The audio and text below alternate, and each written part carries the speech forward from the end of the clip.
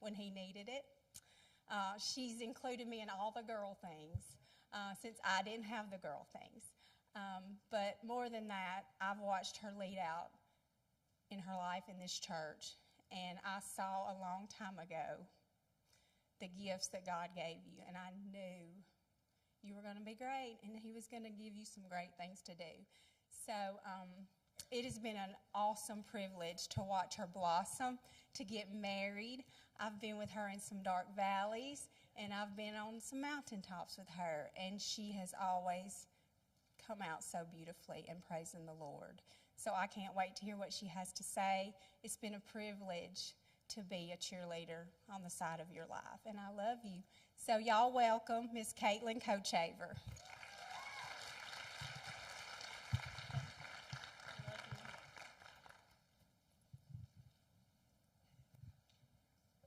Lord, gonna make me cry. And I'm pregnant, so that's even worse. So I cried everything. Okay, hey ladies. My name is Caitlin Kochaver. I'm 26 years old. I grew up at this church. My mom is Gina Martinez. Everybody knows who that is. So anytime I meet somebody new in Athens, I just mention her name, and they're like, oh, yeah, I know who that is. But I am married to my wonderful husband, Grant, and we're expecting our first baby in June, so we're super excited about that. But when my mom asked me to speak at this conference, I immediately started freaking out because I grew up singing. That's right here in this spot. I grew up singing here at this church. I'm comfortable with that.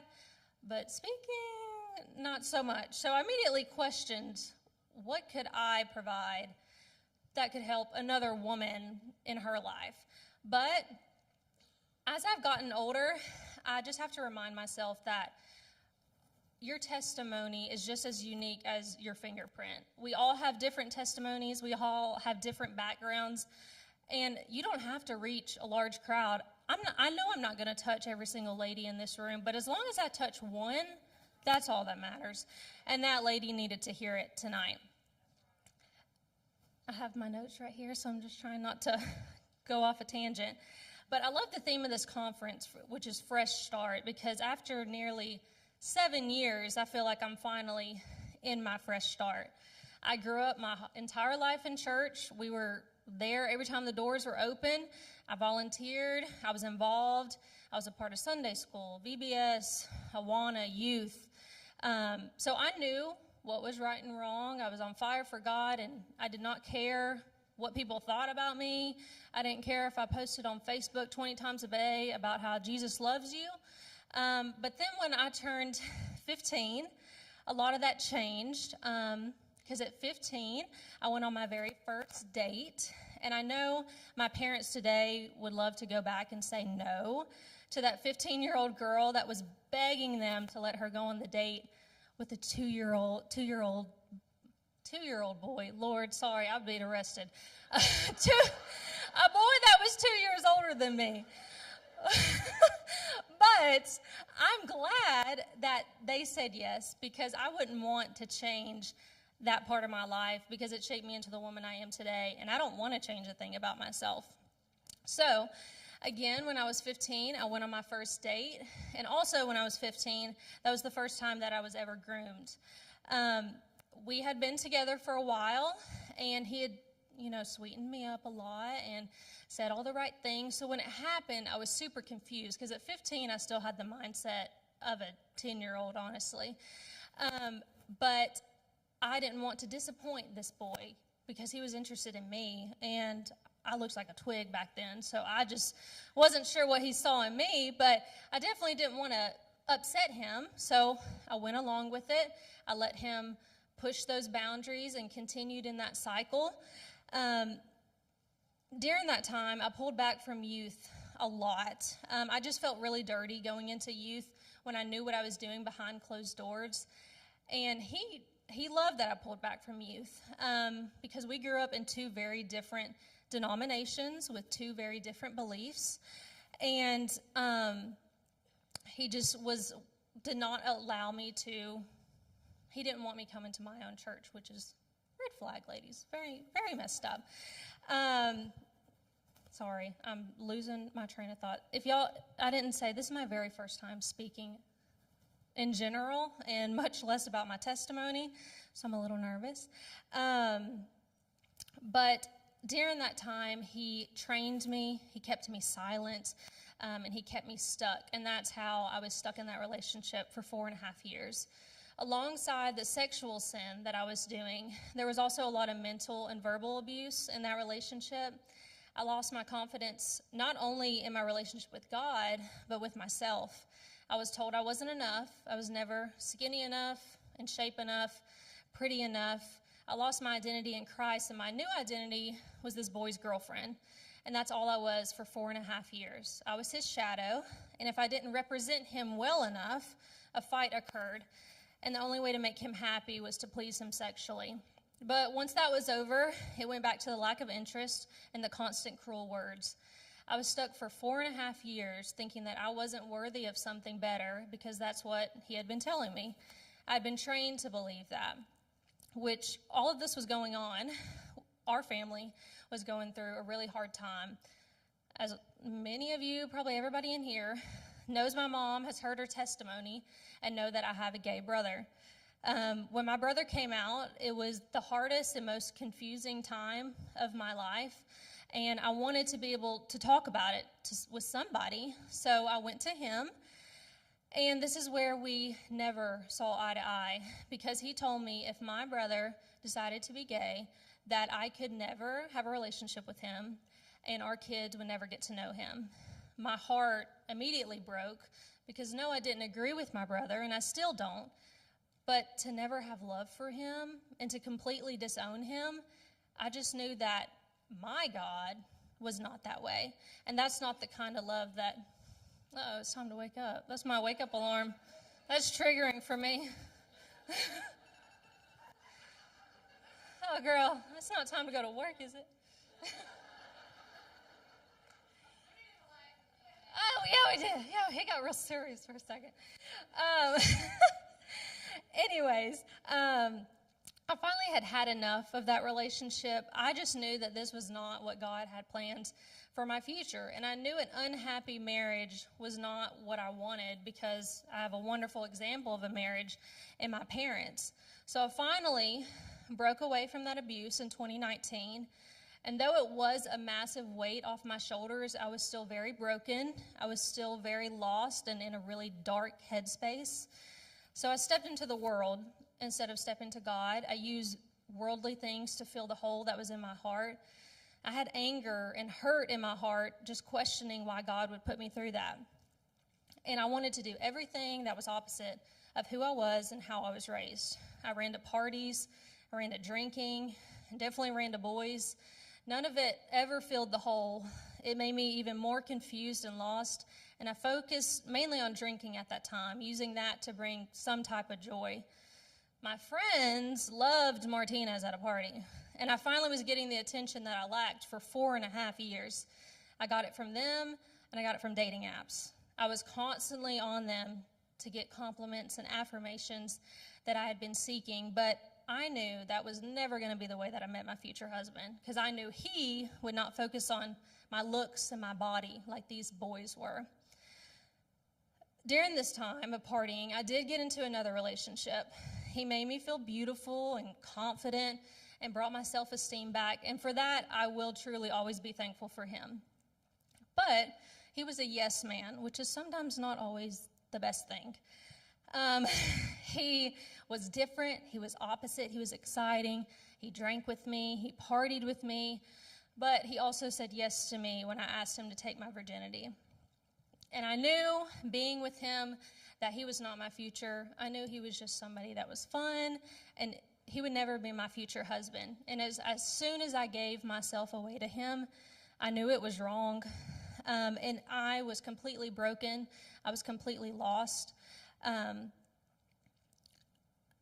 was still in church at this time, down in Birmingham, but every time I went into church, I just cried my eyes out, because I just didn't feel worthy of being in the Lord's house, especially knowing the vow that I had made to myself at a very young age when I had just broken it the night before.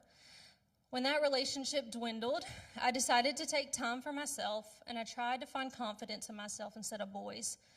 I tried to give it over to God and not worry about it, but I am a very type A person, and any type A ladies know it's very hard to let go of things.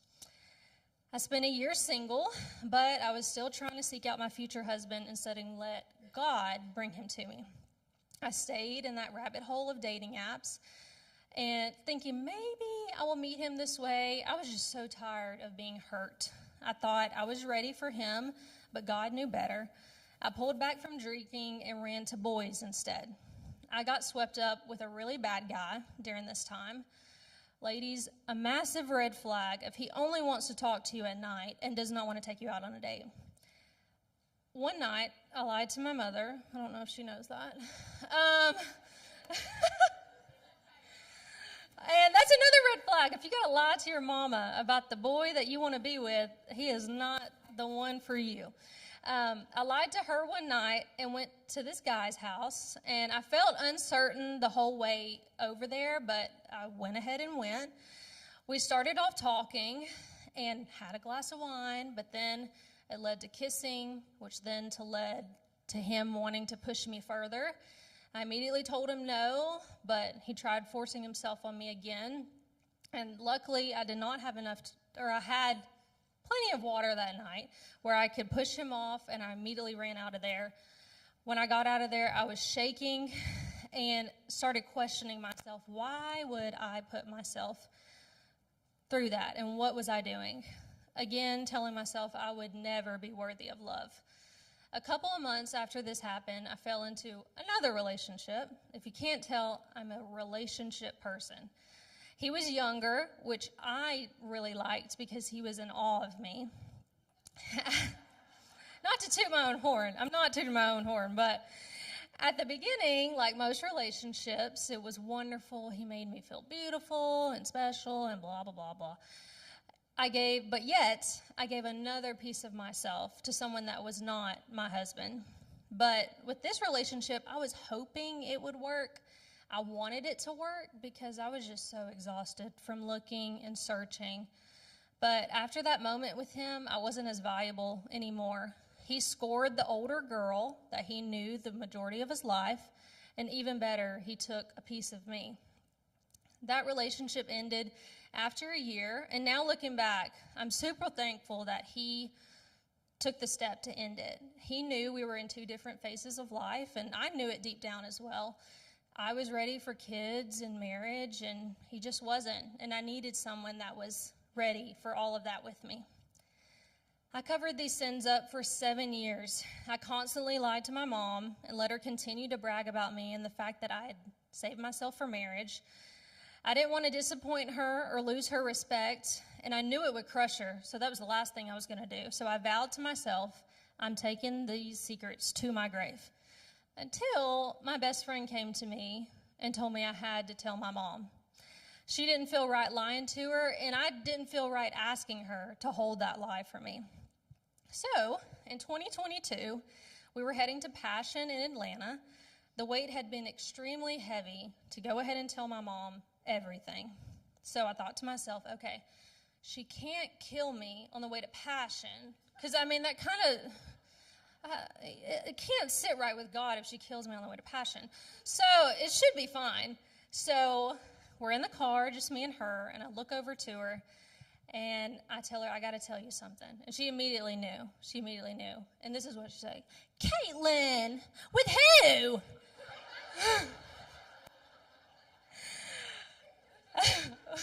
She did.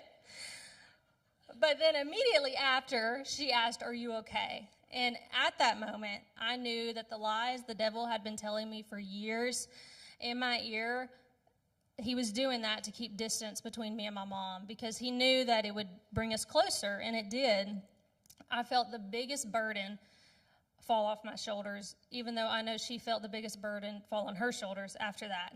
She didn't sleep much that night or at all, wondering where she went wrong, but I constantly told her I made that choice, and I knew it was wrong. She raised me to know it was wrong, but I still made that choice, and I'll forever live with it. But I already knew that God had forgiven me. The next day, the Lord knew what word we needed to hear in that moment. Jenny Allen spoke about secrets, about how the devil loves for your secrets to be in the dark. That's where he has all the power. That's where he is in control. And that's why he wants us to keep our secrets, because we're convinced that there will be judgment, there will be hatred.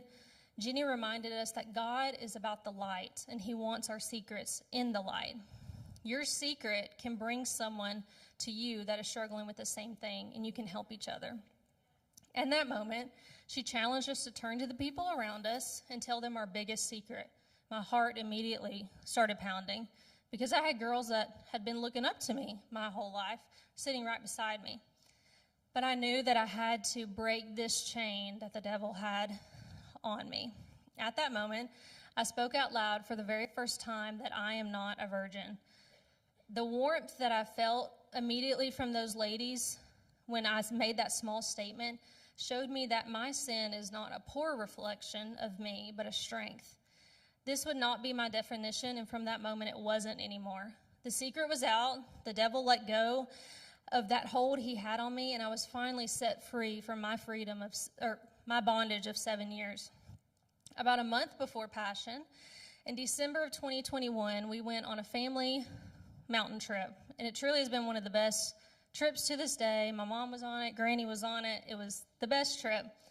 Of course, before we left, I jumped back on dating apps. That was truly my guilty pleasure. That night, me and my mom were in the hot tub, and I would just poured into her and said, I'm just so tired of searching and looking and waiting for my future husband. Like, I'm ready to get married and start having kids. Like, come on.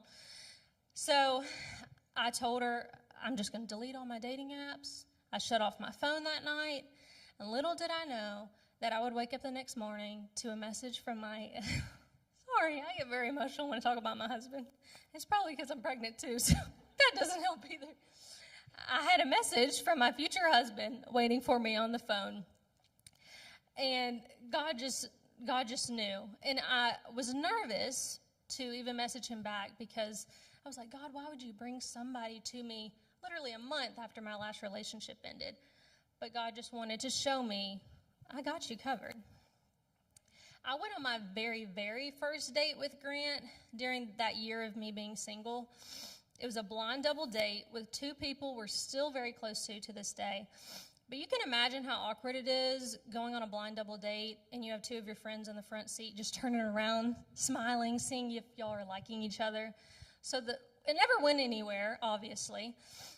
But when me and Grant finally rekindled, he told me that he had told himself if he had ever had another chance, that he would not lose me again.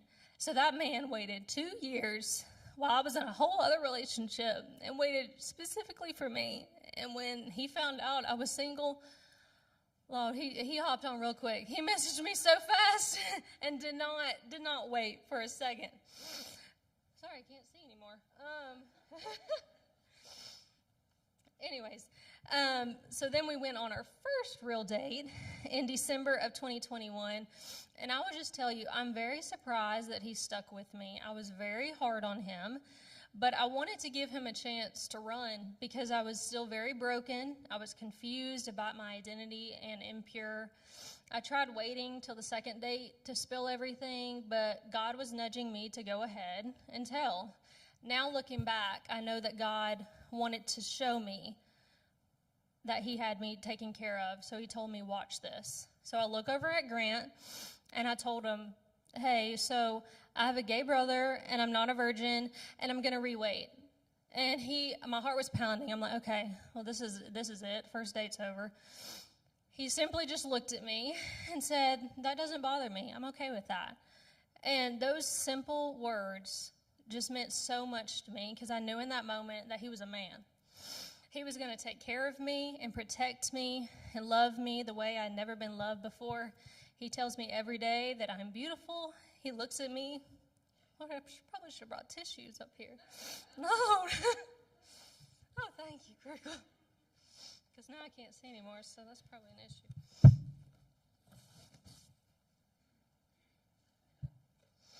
Oh, okay.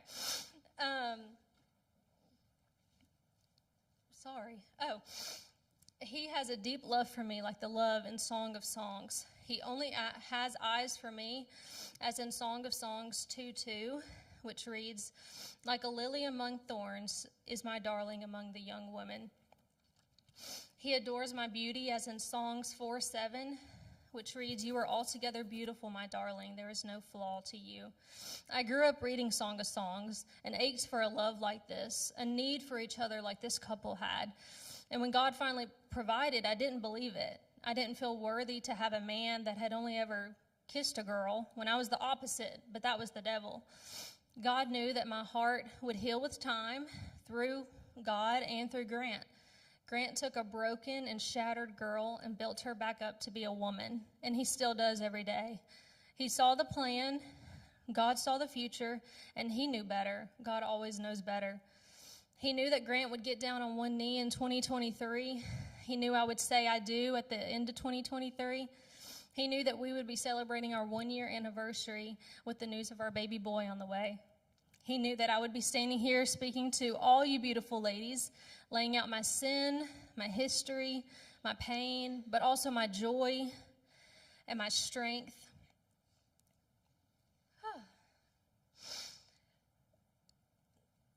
Sorry, y'all. I'm losing my train of thought. But tonight, I want to remind the woman that is still in here during that waiting period that God truly brings his best, but in his timing. To remind the woman that is in an abusive relationship that a man should cherish and love you like the Lord loves his church. To remind the woman that feels stuck to reach out to your friends or someone that you look up to spiritually for guidance and understanding. You are not alone. You are not weak. You are not worthless. You are not broken. You are enough. You may feel like it's too late for a fresh start for you, but with God, it's never too late in his timing. I want to finish by reading one verse that truly spoke to me during this time of wondering. Song of Songs 8:4, which reads, Daughters of Jerusalem, I charge you, do not arouse or awaken love until it so desires. Thank you.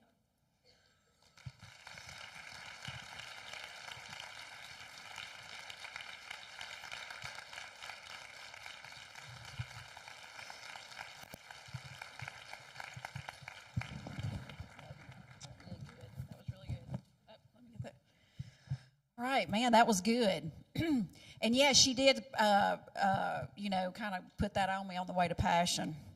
And I didn't sleep that night, and then the devil had a field day all day with me. He said, look at you. What kind of mom are you? You got a gay son, and you got a daughter that didn't wait. What are you? The whole morning. That's what God does to mamas, too. And so, you know what? I'd end up texting Holly, and I said, well, I'm a failure again.